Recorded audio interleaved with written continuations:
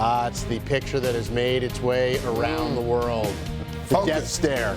You call it focus, I call it death stare from Michael Phelps right there. Like I'm going to shut you up. To Chad LaClose, and he certainly did, as Tom Dolan joins us now to discuss what was a remarkable night last night of swimming and for the Olympic Games last night. And let's start with Phelps, because LaClose not only beat him in London, but has kind of talked a little trash, and I don't know why you would poke the bear, especially when the bear's the greatest bear that's ever lived. And Michael Phelps went out there last night and was just remarkable. It was very cool to watch. Funny side story, I don't think he meant to poke the bear. He did not realize in the semifinal, when that whole stare down thing happened, that he was on camera in the ready room, which I don't know how. If you've been to any international meet, they film everywhere. So he actually didn't realize he was being filmed doing the shadow boxing and all of that while they were getting ready to swim. I actually think it came back to haunt him because he learned about it in the press area after the semifinal, and apparently was a little bit freaked out that that everybody had. So I actually think it threw him off a little bit going into finals. And as I watch that race, I can see him looking at Phelps instead of swimming.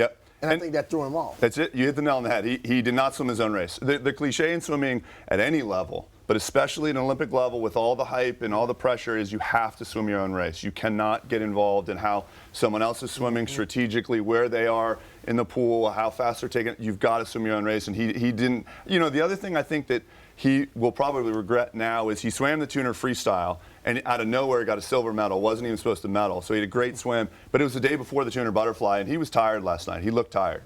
But Michael Phelps comes out an hour later in the 4x200 as the anchor and pulls the double. How hard at 31 years old to go, you know, back to back an hour apart in that? Like, put in context of how tough that is.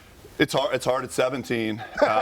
It's really hard at 31. It's a hard double. Both events are really hard on your legs. So lactic acid buildup in your legs takes a long time to get that back out to get ready to swim again. But that's a brutal double. He was tired coming home, and he earned it. It's a tough night. And you know, the interesting part about it is it summarized the Olympics because it wasn't a perfect race for him in 200 butterfly. He missed a couple turns. He timed them wrong. I guarantee you his coach would say that's as many mistakes as you could make and still win a gold medal. But guess what? He still won a gold medal, and that's all he cares about at the end of the day. And whether it's time and whether, you know, all that goes by the wayside. He put his hand on the wall first, and that's what it comes down to at the Olympics. As we watch Michael Phelps, he's doing some unbelievable things. You look at Katie Ledecky, and she is winning by lengths. I mean, how impressive are you with her? It's incredibly impressed. I think the way she handles herself, too, across the board, out of the water, interacting with her competitors, is something that everyone kind of teaching your kids can say, this is how you should act. And I think, you know, act like you've been there before. And Katie, it really handles herself with such poise.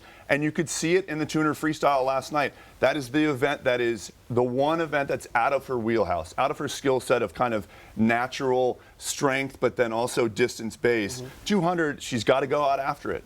She can't wait back and then pace herself like she would in the 400 and the 800 free coming up still in the week. She has the 800. But in that 200 was an amazing showdown because, like I said, that's not really her strength just yet. I think it will be in the years to come. I think that will become one of her best events. But the girl that she swam against from Sweden, Sarah Sjöström, that's in her wheelhouse. She's a 100 butterflyer. She has speed to go out. She broke the world record and won gold medal a couple nights ago in the 100 butterfly.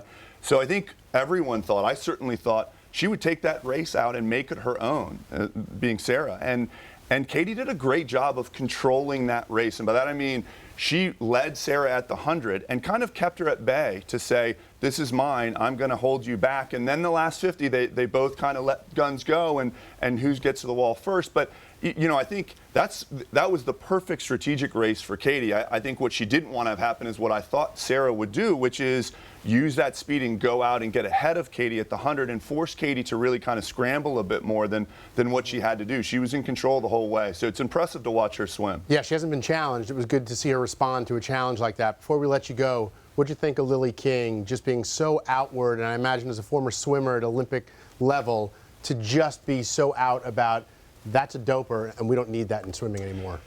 Look, I think it's great for the world to see.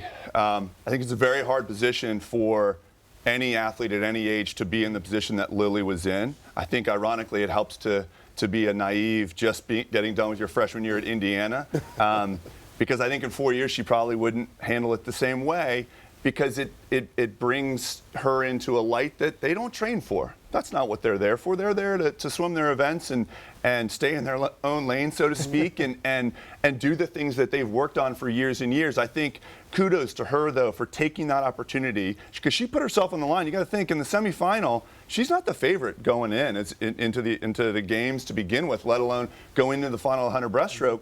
And by really putting herself out there in the semifinal, she put a target on her back then, too, that she's going to back that talk up. And boy, did she ever. And it's exciting to see that. And I think that energized all of the American swimmers, but I think it energized the whole American contingent over in Rio to say, we're going to take a stand for clean athletes. And the way you take a stand is, yes, you call them out, but guess what? You beat them. And the IOC, unfortunately, ultimately got what they wanted. Good versus evil, and good won. Made for some good TV. Yep. All right, Tom, thanks so much. Thanks for having me.